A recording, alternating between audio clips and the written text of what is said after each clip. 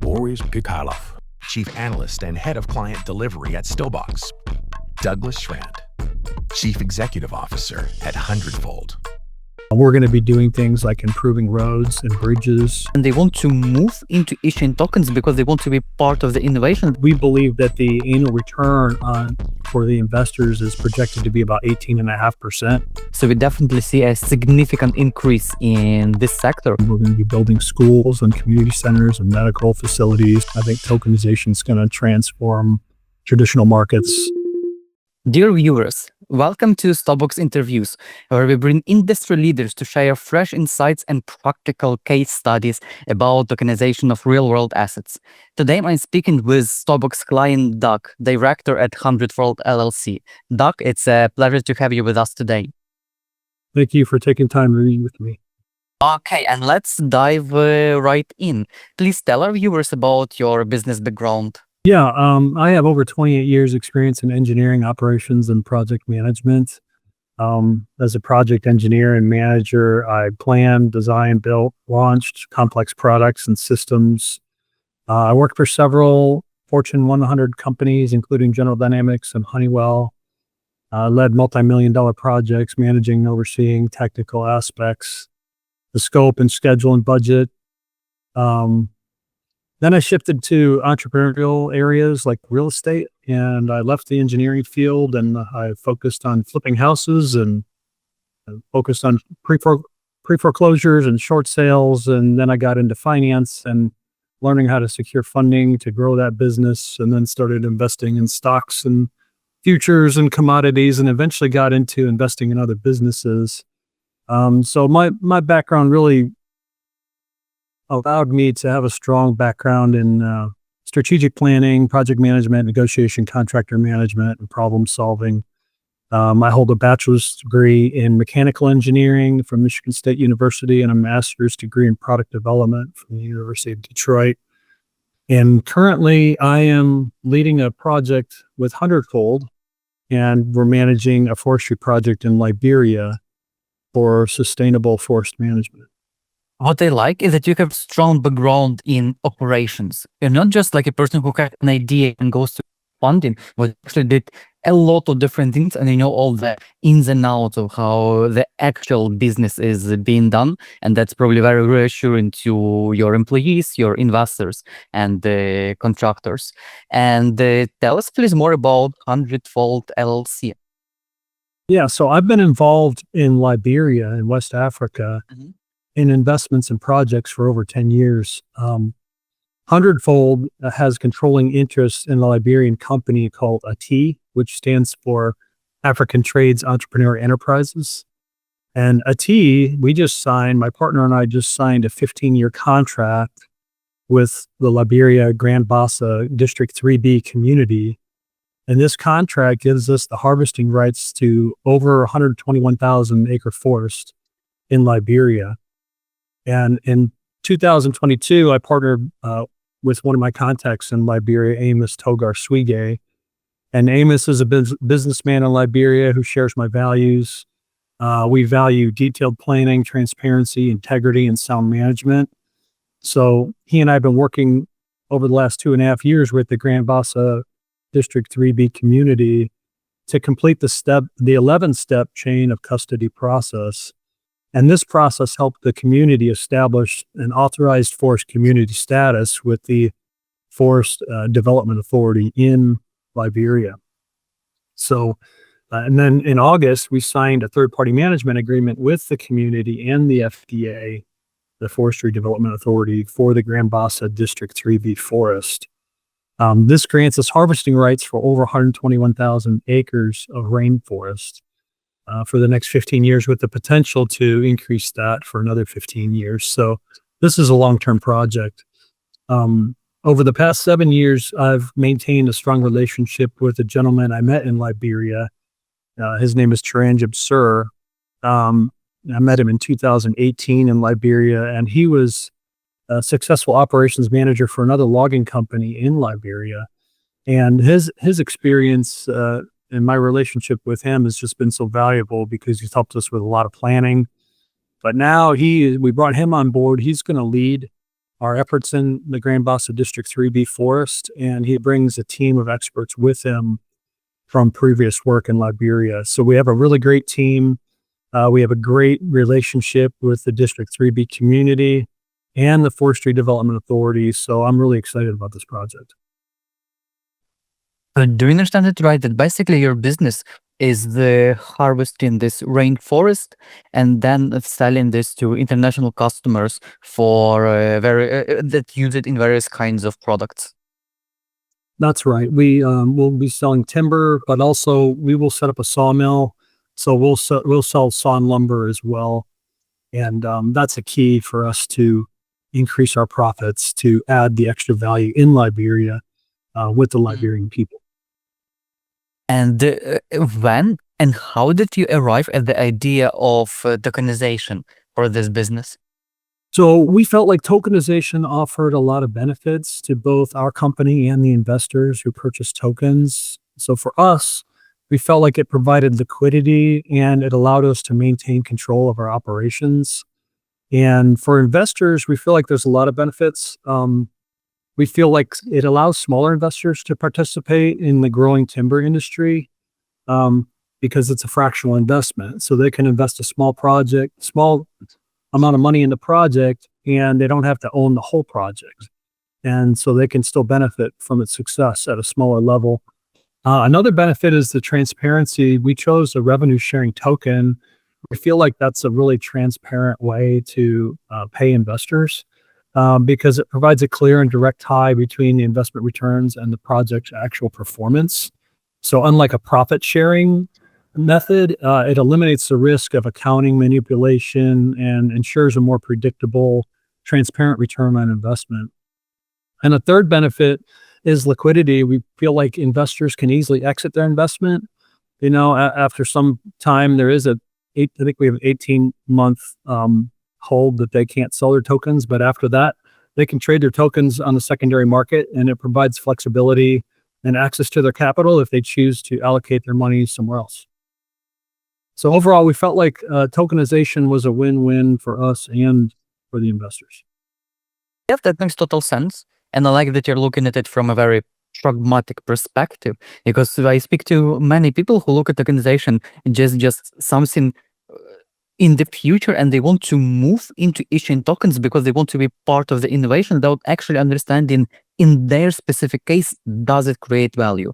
Based on what you described, it seems clear that there is actual value to be unlocked and created both for you and your investors from pursuing tokenization. And therefore, it does make sense to implement this technology. This is practical, pragmatic, and not just ideological.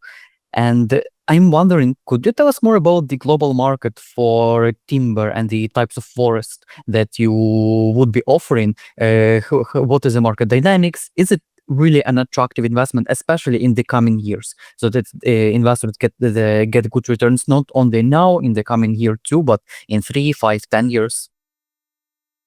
Right. Yeah, and Liberia is really unique because it has so many different species. There's over 250 species in Liberia. And so we have hardwoods that we can harvest. We have softwoods. And the cool thing is every year we go through it's called block cutting, where we go through and we tag every tree that we can cut. And so we know the species, we know the volume of the trees, we know exactly where they're located because they're GPS located. And so in the area that we're going to cut that year, we know where everything is, we know what we have, so we can pre-sell those and we can find customers for hardwoods, softwoods, whatever we need. But it's really interesting because the timber market is really, the demand is growing so much, and there's so many sectors. It's used in construction, furniture manufacturing. It's used for paper and pulp, energy, for bioenergy. It's used in packaging, flooring, like hardwood flooring, landscaping and outdoor products. It's used for doors and windows for high-end homes. So there's just so much demand and so many different areas that it's used for, which really makes it a stable market. And then as far as growth goes, there's a push for sustainable and renewable resources. And the demand for eco-friendly and sustainable materials is increasing, and timber is becoming more attractive. It's also considered a green building material, and with an increasing focus on environmental friendly construction, timber is gaining popularity as a green building material. There's rapid urbanization and increasing infrastructure development, particularly in emerging economies.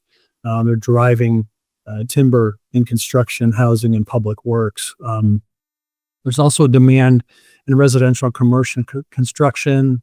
As I mentioned earlier, bioenergy and renewable energy resources. So as nations transition toward renewable energy resources, the use of wood for biomass and biofuels and wood pellets is on the rise.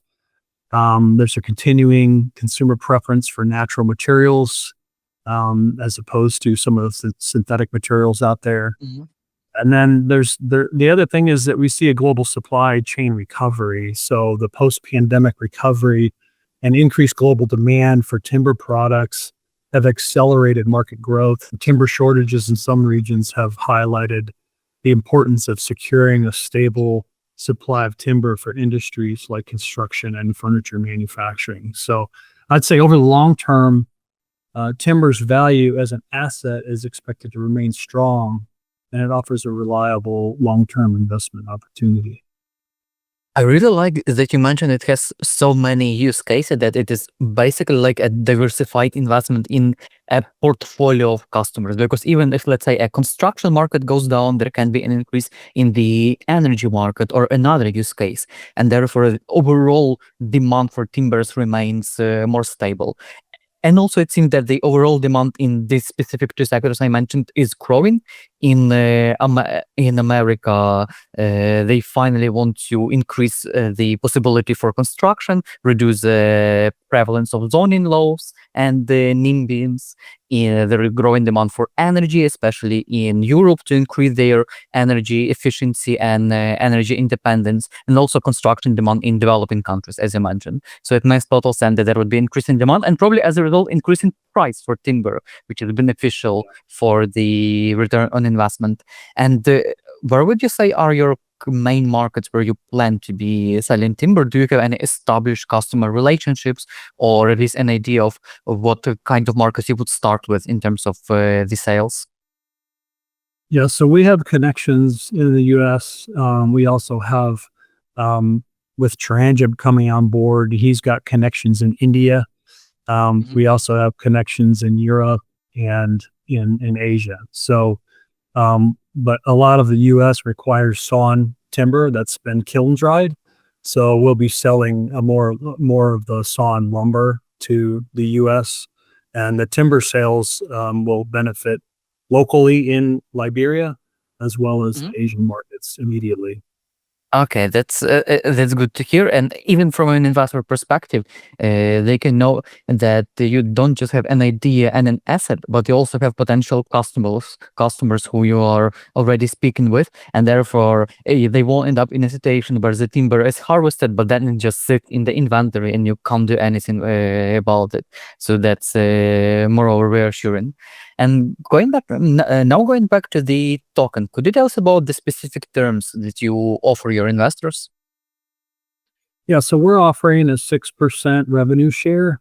So investors will receive 6% of the revenue generated by the project, and payments will be distributed as soon as we receive payments. So the token holders will receive payment immediately after. And then conservative estimates, we believe that the annual return for the investors is projected to be about 18.5%. And those are conservative numbers based on what we believe we can achieve from our experience and from, Tranjib's experience. And Tranjib is super conservative. He's always wanting to make sure that if he tells me a number that he's going to hit it. So I feel really good about those numbers. But the timeline for the returns are basically the 18.5% annual return will probably begin in year 2, because we'll need time to get equipment, get it transitioned to Liberia, get the sawmill set up. And so there'll be a little bit of a lag, but on year 2, we expect to be in full production and have 18.5% annual return after that. 18.5 is a really good figure looking at what is available in the market otherwise. That's a very strong return. Like sometimes some investors are ready to kill for additional 1 or 2% above the market.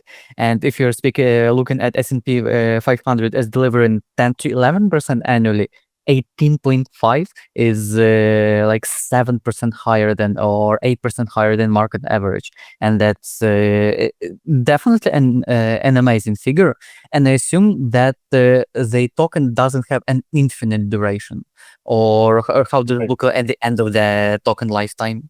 Our intention is, in part of our contract for the token, is that we're going to buy back the tokens, and we're going to buy them back at $10 per token. And that's going to be bought back within the 15-year period. So the 18.5% will truly be profit for the investor, because at the end we buy back the tokens at $10 per token. Okay, thank you for explaining the terms, and I really love the return. However, as we know from financial theory, high returns are always associated with the higher risk or higher volatility of the investment. So it would be good to hear from you. What risks should investors expect, and how do you plan to account for them? So I think with any investment, there's inherent risks such as market fluctuations, regulatory changes, and environmental factors. So I think the primary risks here are timber price volatility, political and economic stability of Liberia, and then logistics involved in managing large-scale forestry operations. So let's address each of those risks. So for timber price volatility, we believe that the demand for timber and lumber products is very high, and we believe it's going to continue to be high. We also believe that the margins on timber, and especially lumber, are high, which allows for profit even if there's a market downturn. As far as political and economic stability, over the 10 years I've been involved in Liberia, I've seen an increasing improvement in government and economic stability. And I'm especially impressed with the new president that started early last year. And he's actually put a new person in charge, the new managing director at the Forestry Development Authority. And I'm really impressed with him.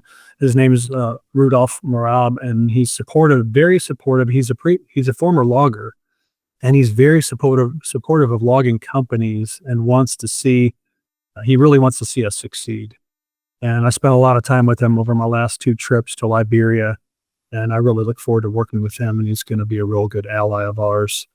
I also believe, addressing the large-scale forestry operations, I believe we've hired one of the best, most successful operations guys in Liberia forestry, with Tranjib coming on board. He's an Indian expat. He's very experienced in hiring employees, managing forestry operations, working with the Forestry Development Authority. He really knows how to do A to Z, and he's a very experienced guy, and he's bringing his team in with him with some more experience. So I feel really good about us coming in.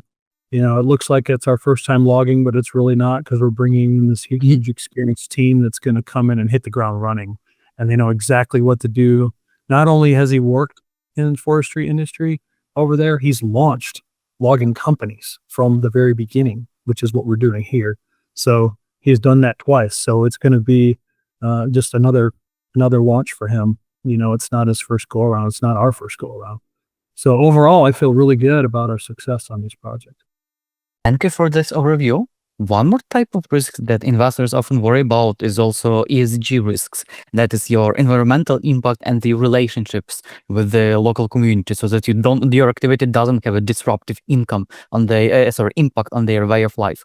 So it would be good if you could walk our viewers through how are you managing those risks. Right. Those are very important. Managing our relationships over in Liberia are very important.